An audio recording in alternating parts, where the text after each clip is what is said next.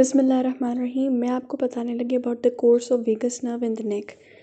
थोड़ा सा इंट्रोडक्शन देख लेते हैं कि अगर हम देखें तो हमारे ब्रेन से, ये ब्रेन स्टेम से हमारे पास वहाँ जो भी न्यूक्लियाई होते हैं वहाँ से वेगस नर्व आती है, डिसेंड कर रही होती है थ्रू द जुगुलर फोसा में, ठीक है। और फिर वहाँ से आती है हमारे नेक के अंदर।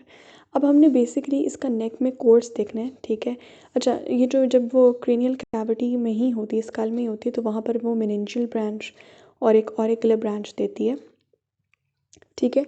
अब नेक में हमने जो बातें याद रखनी है वो ये हैं कि it is actually interior to the subclavian artery.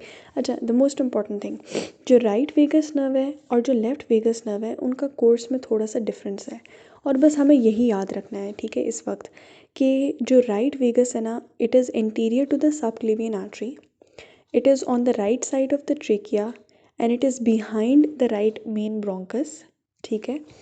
और उसके बाद लीव इन्होंने एंटर करना इनटू द थॉरेक्स के अंदर, या नहीं थॉरेक्स में तो नहीं, एब्डोमेन में ये लीव करेंगे through the oesophageal hiatus from the thorax, oesophageal opening जो होती है डायफ्राम की, ठीक है। लेफ्ट वेगस की क्या कोर्स है, ठीक है। लेफ्ट वेगस का कोर्स ये है कि ये होती है that is between the common carotid and the subclavian. Common carotid और सबक्लेवियन के ये बीच में होती है, ठीक है।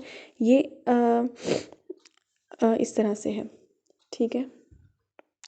और ये जैसे कि ये जो हमारे पास राइट वाली थी, it was actually winding around the subclavian, वो सबक्लेवियन के गिर्द ही वाइंड कर रही थी, ठीक है, या ब्रेकियोसेफेलिक ट्रंक के गिर्द वाइंड कर रही थी। जबकि जो लेफ्ट वाली होती है that is actually winding around the arch of iota, ठीक है।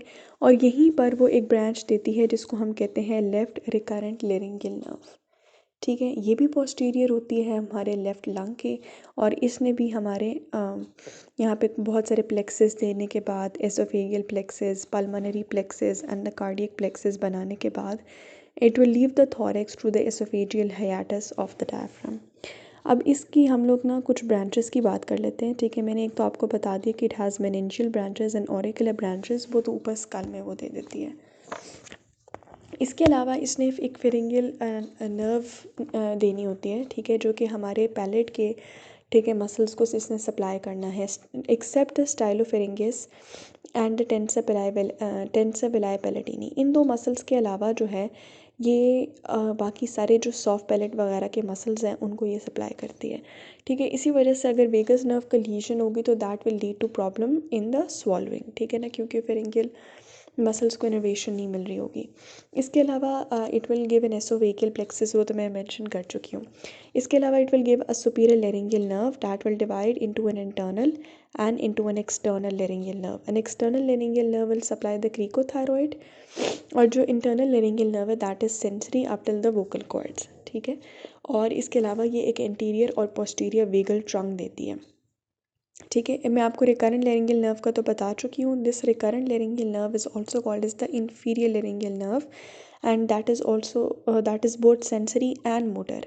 और अगर वेगस नर्व की रिकरेंट लेरिंगियल नर्व के लेवल पर कोई डैमेज होगा तो that will lead to the hoarseness of voice, ठीक है।